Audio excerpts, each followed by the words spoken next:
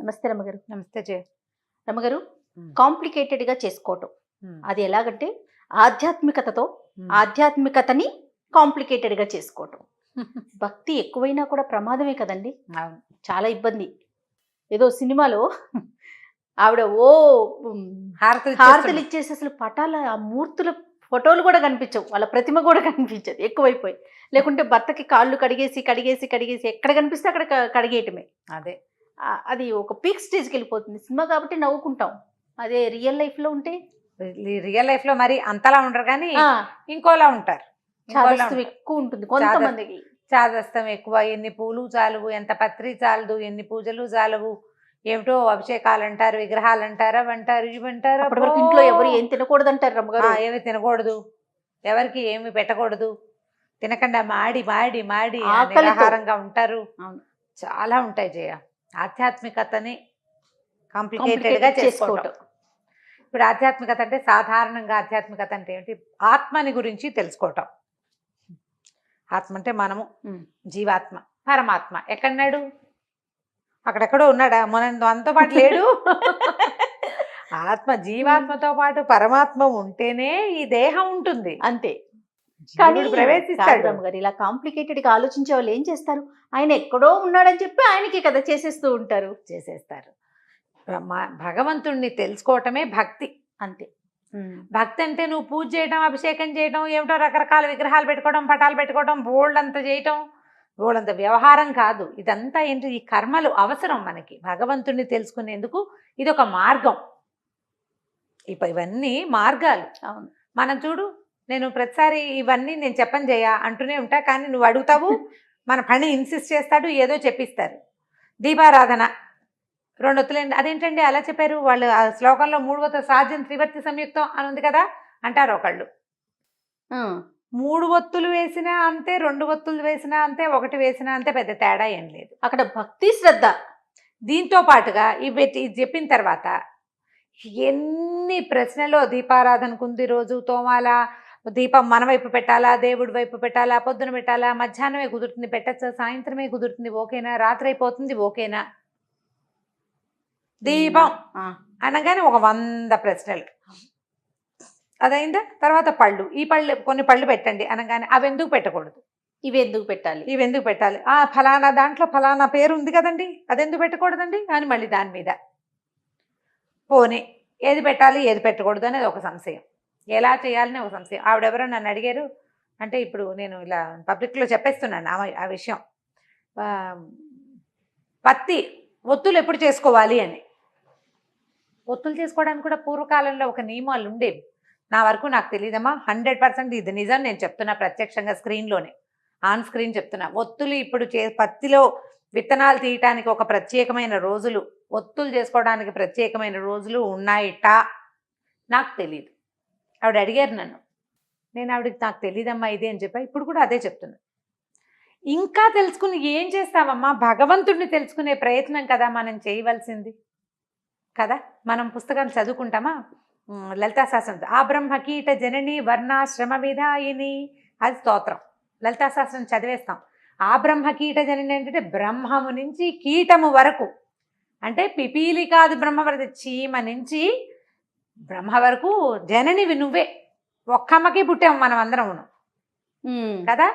నువ్వు నేను, పిల్లి పిచ్చుక, మేక, గొర్రె, చేప, సమస్తము ఒక జనని వల్లే జన్మించాం. వర్ణాశ్రమాలని ఆవిడే పెట్టింది. మరి ఇప్పుడు ఒకే అమ్మకి పుట్టిన వాళ్ళకి ఎందుకు తేడాలు? ఇన్ని ప్రశ్నలు ఎందుకు ఇన్ని ప్రశ్నలు? పైగా నీకు బోల్డ్ అన్ని తేడాలు, మనకి భగవంతుడికి ఆ తేడాలు ఏం లేవు. భక్త కన్నప్ప మాంసాహారం పెట్టాడు, అలాగని నువ్వు మాంసం పెట్టమని కాదు. అతనున్న పరిస్థితి, అతని జీవన విధానం, అతను తినే విషయంతో పాటు అతని భక్తికి ఇదేమిటంటే నేనేం తింటానో అదే నా దేవుడికి మంచిది చేసి పెడతానని చేసి పెట్టాడు. ఆయనంత సహృదయంతో పెట్టాడు కాబట్టి స్వామి స్వీకరించాడు. మనకి కూడా అలాంటి హృదయం ఉండి మనం పెడితే స్వీకరిస్తాడేమో. ఇప్పుడు నీకు అనుమానంతో నువ్వు పెట్టకూడదు కదా. భక్త కన్నప్పని అట్లాగే చేశాడు. ఏనుగు రత్నాలు తెచ్చిపెట్టేది, ముత్యాలు తెచ్చిపెట్టేది ఒప్పుకున్నాడు. సాలెపురుగు వచ్చి గూళ్ళు కట్టింది ఒప్పుకున్నాడు. అంతే. నీళ్లు తెచ్చి పోసేది ఏనుగు, ఇంకోటి వచ్చి ఇంకోటి ఏదో పోసేది. ఈ కథలన్నీ వింటామా మనం? భగవంతుడికి తేడా లేవు, మనం అందరం సమానమే ఆయన దృష్టిలో. ఆయనకి కావాల్సిందేంటి? నీ అభిషేకం వద్దు, నీ లోపల ఉందే అది కావాలి. నువ్వు లోపల సరిగ్గా ఉండు.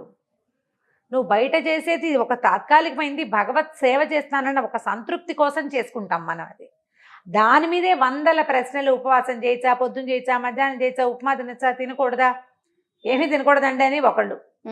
నేను ఎప్పుడైనా చదువుకోండి స్తోత్రం ఏదో ఒక సమయంలో అంటే, అబ్బే అలా చదువుకోకూడదని ఒక ఆవిడ చెప్తారు. అంటే ఆవిడంటే సోషల్ మీడియాలో కాదు, ఫ్రెండ్స్, అబ్బో అన్నం తిన్నాక స్తోత్రం చదివితే తప్పు. వాళ్ళకి ఇంకెప్పుడూ కుదరదు. ఆవిడ పొద్దున్నే అన్నం తినేస్తుంది, ఆ తర్వాత సమయం దొరుకుతుంది, ఏదైనా చదువుకుందామంటే వాళ్ళు ఎవరో తప్పన్నారు, ఇప్పుడు ఏం చెయ్యాలి? అదొక ప్రశ్న. అదో ప్రశ్న.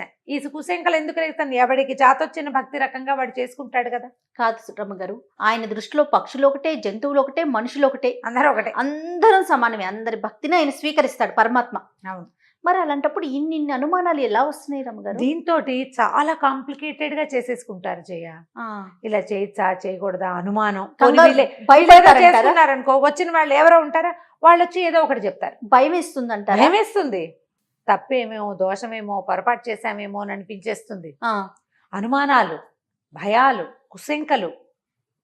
ఒత్తులు, దీపారాధన, దీపం పెట్టుకోవాలి. ఏ నూనెతో? ఏదో అడిగావు ప్రశ్న, ఏదో నువ్వుల నూనె చెప్పాం. పప్పు నూనె, మామూలు నూనె. అంటే ఇప్పుడు మనం ఎలా తీసుకుంటున్నామంటే, పూర్వకాలం మన పెద్దలు ఏది ఆచరించారో, మనందరికీ ఎక్కువ పర్సంటేజ్ ఎవరికి అందరికీ తెలిసిన విషయం ఏదుందో అది చెప్తున్నాం, అది చెప్పుకుంటాం. ఎవరైనా అంతే, ఎవరైనా అంతే. ఇప్పుడు దీని మీద 100 ప్రశ్నలు, దాని మీద మళ్ళీ మన అడగటం కాదు, వాళ్ళలో వాళ్ళే అడిగేసుకుని, వాళ్ళలో అంటే అబ్బాయి అలా చేయకూడదు, ఆవునేతోటి చేయాలి, అబ్బాయి అలా చేయకూడదు, ఇదే దీంతో చేయాలి, అదే పెట్టాలి, ఇవే పెట్టకూడదు, అది పెడితే అది, ఇది పెడితే ఇది. ఏది పెట్టినా జీవిత గమనం మార్పు లేదు, మరణం తథ్యం, ధర్మాచరణ ముఖ్యము. నువ్వు ఎలా పుట్టేవో, దేనివల్ల జన్మించావో దాన్ని గౌరవించు, దేనితోటి జీవిస్తున్నావో దాన్ని గౌరవించు.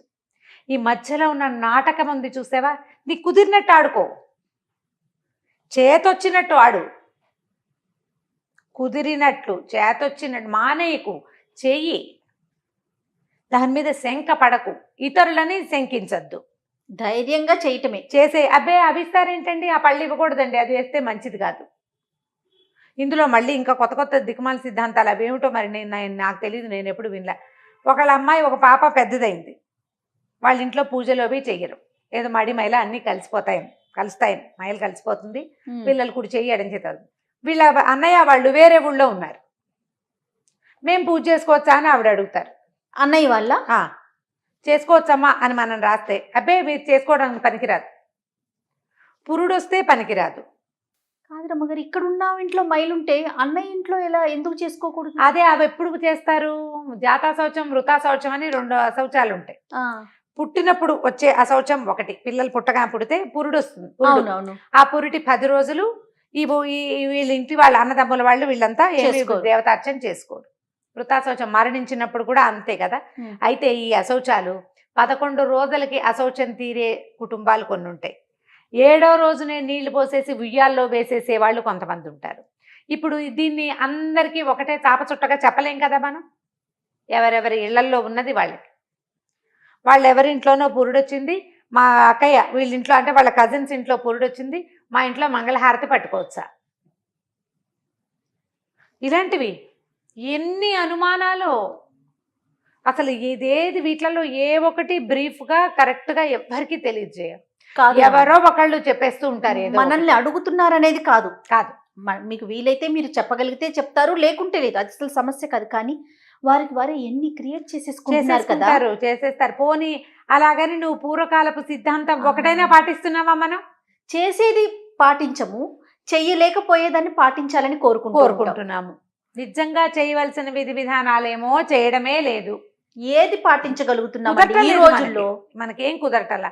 ఎందుకో ఇలాంటివి పెట్టుకుని ఇలాంటి వాటికి అడిగి అడిగి అడిగి అడిగి ఓ పక్కన క్లియర్గా చెప్తాం. మళ్ళీ దాంట్లో కూడా ఇంకా ఇది ఏడాది లోపల పనికిరాదు, 7 ఊర్లు అంటే సంవత్సరీకం లోపల చేయకూడదు. అవునవును.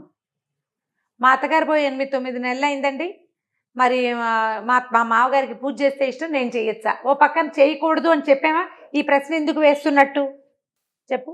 అవును. చేయాలని నీకు చేసేసుకోవాలని ఉంది, పూజలు చేసేసుకోవాలని ఉంది. ఒక సంవత్సరం చనిపోయిన వాళ్ళ గౌరవార్థం ఆకూడదు, ఓ పక్కన చెప్పింది మళ్ళీ అడుగుతారు. దీన్ని కూడా కాంప్లికేటెడ్ చేసుకోవటమే కదా. ఇప్పుడు 5-6 అడిగారు, ఏముందండి ఈ రోజుల్లో చేసుకోవచ్చని ఎవరో నాబోటక్కాయ చెప్పింది అనుకో, వీళ్ళు చేసేస్తారు, వాళ్ళు చెప్పారంటారు, వాళ్ళ మీద తోసేస్తారు. అంతే కదా జరిగేది. అవును రమ్మగారు. కానీ ఇంట్లో ఉన్న పెద్దవాళ్ళని అడగరంటారా? అయ్యో చాలా మంది అడగట్లేదు. కాదు రమ్మగారు, మనం అంటారు, అడుగుతారు. నేను ఎప్పుడు నా పాయింట్, మీ ఇంట్లో పెద్దవాళ్ళని అడగండి, వాళ్ళు చెప్తే అది చెయ్యండి అంటారు. నేను అదే చెప్తా. రెండోది మీ గురువు గారిని అడగండి, ఆయన ఏం చెప్తే అది చేసుకోండి. సోషల్ మీడియా గురువు కాదు, సోషల్ మీడియా పెద్దది కాదు అని పదే పదే చెప్తాను నేను. సోషల్ మీడియాలోనే మనం ఒకరిని గురువుగా భావిస్తే వారినే ఫాలో అవ్వండి, ఒకరిని అవ్వచ్చు, అదేం తప్పేం కాదు. మంచి మాట, మనకెవరు దొరకలేదు, ఇక్కడ ఒకళ్ళని వింటున్నావు, చాలా నచ్చింది, మన మనసుకు ఆహ్లాదంగా ఉంది, వాళ్ళు చెప్పిన పాటిస్తుంటే మనకు బాగుంది, పాటించండి, ఒకళ్ళని తీసుకోండి. అందరూ పెద్దమ్మలే, అందరూ పెద్దనాన్నలే, అందరూ మావయ్యలే అయితే ఎలా కుదురుతుంది? అలా కుదరదు కదా. అందరినీ చుట్టాలని చేసుకోకూడదు, ఎవరో ఒకళ్ళని పెట్టుకోవాలి. ఈ విషయానికి వెళ్ళి ఆ విషయానికి వాళ్ళని అలా అనుకోకూడదు. ఆధ్యాత్మిక విషయాలకి ఒక్కళ్ళు. రమ్మగారు, మంచి జరిగితే అంటే ఏవి జరగకపోతే అంతా ప్రశాంతంగా ఉంటే నా గొప్ప. అక్కడ ఏదన్నా తేడా కొట్టిందో వాళ్ళు వీళ్ళు అదే కదా, వాళ్ళు చెప్పారు మేము చేసాం, వీళ్ళు చెప్పారు మేము చేసాం, అందుకని ఇలా అయింది. అదే అమ్మ ఎవరో నాకు మెసేజ్ పెట్టింది, మీరు యూట్యూబ్లో చెప్పడం మానేయండి, మా అమ్మ మీవన్నీ విని చాదస్తంగా తయారైంది అని. నాకు నవ్వు. అయ్యో రామా, నేను ఒక్క విషయం చాదస్తంగా చెప్పాను, నాకు లేదు, నేను చెయ్యని ఏది ఎవరికి చెప్పను, చాలా జాగ్రత్తగా ఉంటాను. అసలు అలాంటి ప్రశ్నలే తీసుకురాదు సుమన్ టీవీ. అది జాగ్రత్తగా ఉంటాం. అయినా సరే ఇప్పుడు ఏంటంటే మనకు ఒక సమాధానం కావాలనుకో, నువ్వు ఎప్పుడు అడుగుతావు నలుగురిని? నీకు కావలసిన సమాధానం వచ్చేదాకా అడుగుతావు, అంతే కదండి. అంతే కదా. ప్రధానమైంది సమాధానాలు మీకు కావలసినవి కాదమ్మా, అసలు మానవులు, మనుషులు అన్న వాళ్ళు చెయ్యవలసింది ఏం చెయ్యాలి? పూజ చేసుకోవాలి. పూజ అంటే ఎంత, మీ ఇంట్లో ఎంత చేస్తారు, ఏం చేస్తారు, నీకు ఇంట్లో చేసేది కాకుండా నీకు ఇంకేదైనా చేసుకోవాలని ఉంది, ఒక్క గురువుని, ఒక్క పురోహితుడిని అడిగి, ఒక బ్రాహ్మణాన్ని, ఒక పంతులు గారిని, ఒక అయ్యగారిని అడిగి వాళ్ళు చెప్పిందే చేసుకోండి. అప్పుడు మీకు అనుమానాలు ఉండవమ్మా. ఇన్ని ప్రశ్నలు ఎప్పుడు వస్తాయి? మన స్వధర్మే నిధనం శ్రేయ అని చెప్పబడిన వాక్యాలు తెలుసుకుంటాం మనం. ఎప్పుడు అనుమానం వస్తుంది, అది మనది కాదు, మనం ఎప్పుడు చేయలేదు, అందుకు మీకు డౌట్లు వస్తాయి. పోనీ రానివ్వండి, అనుమానం వస్తే వచ్చింది, మీరు అన్నట్లుగా ఒకరి దగ్గర కదా మనం దాన్ని నివృత్తి చేసుకోవాలి. 10 మందిని అడిగితే 10 ఆన్సర్లు వస్తాయి, ఏది ఫాలో అవుతాం? అదే కదా, అందుకని అక్కడ కూడా క్వశ్చన్ మార్కే కదా రమ్మగారు. కరెక్ట్, వీళ్ళు చెప్పారు, వీళ్ళు చెప్పారు, వీళ్ళిద్దరిలో ఎవరు కరెక్ట్ అలా కూడా అనిపిస్తుంది. ఇంకొకళ్ళు ఉంటారు, మీరు చెప్పకూడదు, ఫలానా వాళ్ళే చెప్పాలని. మంచి మాట ఎవరు చెప్పినా తీసుకోవాల్సింది, బాలాదపి సుభాషితం అన్నారు, మంచి మాట ఎవరు చెప్పినా తీసుకోవాలి. మనకు కావాల్సింది మంచి, అంతే. దీన్ని, ఈ ఆధ్యాత్మికతని, ఈ భక్తిని కాంప్లికేటెడ్గా చేసేసుకోబోకండి, భక్తిలోనే వెళ్ళండి. భక్తి మార్గం మంచిది, అత్యద్భుతమైనది, భగవంతుని చేరే మార్గం. ఈ మధ్యలో ఉన్న వ్యవహారాల చిక్కుముడిలో పడిపోయి నిజంగా మనం భగవంతుని చేరటానికి ఏం చెయ్యాలో అది మనం చేయలేకపోతున్నాం. ఆ దృష్టితోటి పనిచేయండి తప్పకుండా. పూజ, దాన్ని దాటి ఆలోచించండి. ఒక వ్రతం, దాన్ని దాటి ఆలోచించండి. అంతా ఇక్కడే ఇవన్నీ రకాలు చేయలేకపోయామని బెంగ పెట్టుకోకండి. సరిగ్గా ప్రసాద వినిమయం అయ్యిందా లేదా, ప్రసాదం చేసాం, ప్రసాదం చక్కగా ఖర్చు అయిందా లేదా, నలుగురికి ప్రసాదం ఇవ్వగలిగామా లేదా, పూజ సరిగ్గా చేయగలిగామా లేదా. ఈ మధ్యలో ఉండే చాలా రకాలు ఉంటాయి కదా, ఇన్ని దీపాలు ఇవి అంతా ఏం హైరాన్ పడద్దు, మన శక్తి మేర చేసుకోవాలి. మనకి తెలిసినదే మన భక్తి. నేను ఇట్లాగే చేస్తున్నాను, నాకు ఇలాగే అలవాటు, చేయండి, అంతే, చేసుకోండి, అంతే. ఇప్పుడు ఎవరైనా చేస్తే ఇదేమిటి ఇలా చేస్తున్నారు లాంటివి అడగబోకండి, వాళ్ళ పద్ధతి అదే అని ఊరుకోండి.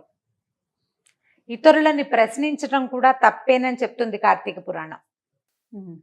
వాళ్ళ పూజని మనం ప్రశ్నించకూడదు, వారి విధానం వారిది, అంతేనా, వాళ్ళ ప్రకారం వాళ్ళు వెళ్ళిపోతారు. సత్యనారాయణ స్వామి ప్రసాదం ఉందా జయ, మనమేమో గోధుమ రవ్వ పంచదార చేస్తాము, రవ్వ కేసరి బొంబాయి రవ్వతో చేసేవాళ్ళు కొంతమంది, బొంబాయి రవ్వని వేయించి పచ్చి రవ్వే కలిపేవాళ్ళు ఇంకొంతమంది, గోధుమ రవ్వ పచ్చి రవ్వని కలిపేవాళ్ళు కూడా కొంతమంది. ఇన్ని రకాలు ఉన్నాయి కదా, ఇప్పుడు ఎట్లా ప్రశ్నిస్తావు నువ్వు? ప్రశ్నించలేం కదా.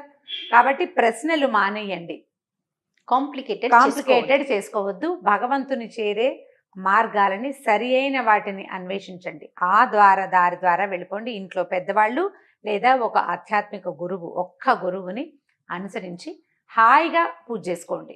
వాళ్ళు ఎవరో చేశారనేది, వీళ్ళెవరో చేశారని ఇది వాటి జోలికి వెళ్ళబోకండి. వాటన్నిటి వల్ల మీకు ఫలితం లభిస్తుందని మీరు నమ్ముతున్నట్లయితే ఈ పాటికి ఆ పూజ చేసిన వాళ్ళ ప్రతి వాళ్ళు టాటాలో బిర్లాలో ఇంకోటో అయిపోవాలి. అవడం లేదు, అట్లా అవటల్లా. మన మనసుకి నచ్చుబాటుగా ఉంటే చేసుకోవాలి అంతే, తప్పకుండా. నమస్తే. నమస్తే.